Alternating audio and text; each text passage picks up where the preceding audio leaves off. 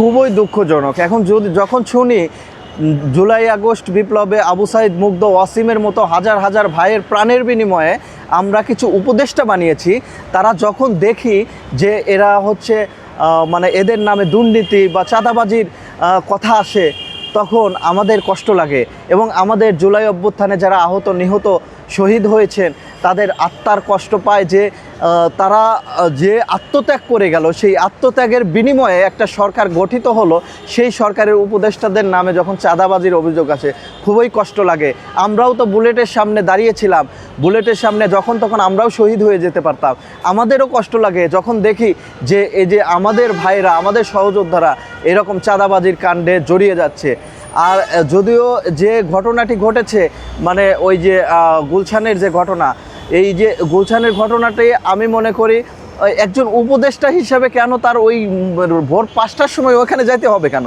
একজন উপদেষ্টা হিসাবে ওনার টাকা ইনকাম করার তো কোনো, এই 1 কোটি টাকা তো ওনার কাছে কিছুই না। উনি চাইলে যখন তখন ওখানে বসে ঘরে ওনার টাকা দিয়ে যেতে পারে। কিন্তু উনি যখন এই মাত্র 1 কোটি বা 50 লাখ টাকার জন্য ওই মানে চাঁদাবাজি করতে পাঠায় এবং মানুষকে বিপদের মুখে ঠেলে দেয়, ছাত্র নেতাদের যে যখন বিপদের মুখে ঠেলে দেয়, আসলে খুব কষ্টদায়ক। আবার আরেকটা কথা শুনছি, এটা নাকি একটা নির্দিষ্ট বড় দলের নেতা নাকি তার বাড়িতে বসে তাকে এইটা নেওয়া হয়েছে। কিন্তু এরও তো আপনি জবাবটা দিতে পারেননি। আপনি আসলে ওখানে গিয়েছিলেন কি না, আপনার বিষয় তো আপনি পরিষ্কার করতে পারেননি। আসলেও ইশরাক হোসেন ওনার বাসায় ওনাকে মারধর করে এই জবানবন্দি নেওয়া হয়েছে কি না, সে বিষয়টাও কিন্তু আপনি পরিষ্কার করেননি। যদি আপনি পরিষ্কার করতেন তাহলে বলা যেত যে না, এটা একটা অমূলক ঘটনা।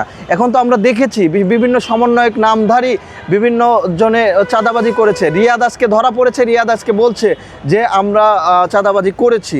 কিন্তু যদি ধরা না পড়তো তাহলে এই চাঁদাবাজি চলতোই। এখন দেখা যায় ওই রিয়াদের বাড়িতে কোটি কোটি টাকার চেক পাওয়া যায়, 25 কোটি টাকার চেক পাওয়া যায়।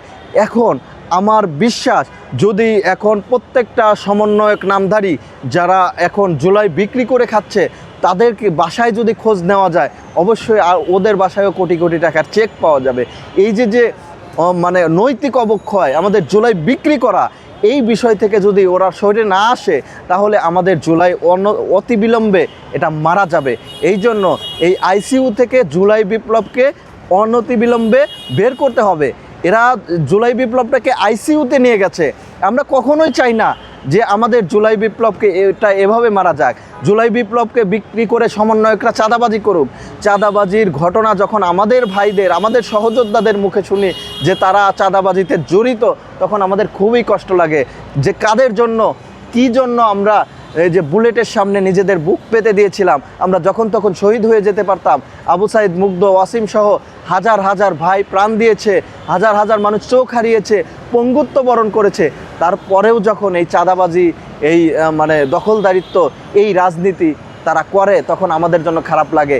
আপনারা একটা রাজনৈতিক দল খুলে নিলেন। ভাই, জুলাই বিপ্লবটা তো আপনাদের একক বাপদাদার সম্পত্তি না।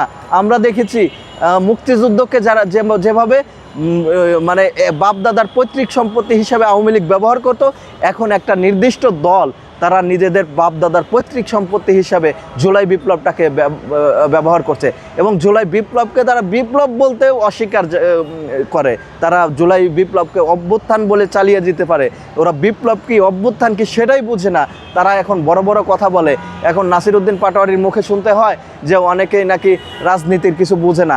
আসলে উনি কি বোঝে, সেই বিষয়টা আসলে জনগণের কাছে খোলাসা করা উচিত।